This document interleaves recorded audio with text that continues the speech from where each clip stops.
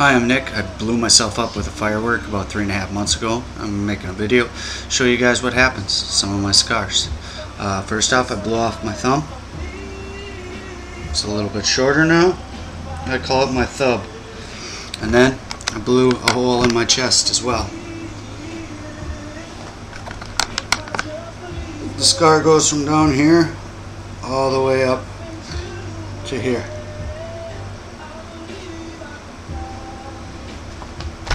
Be careful when you play with fireworks.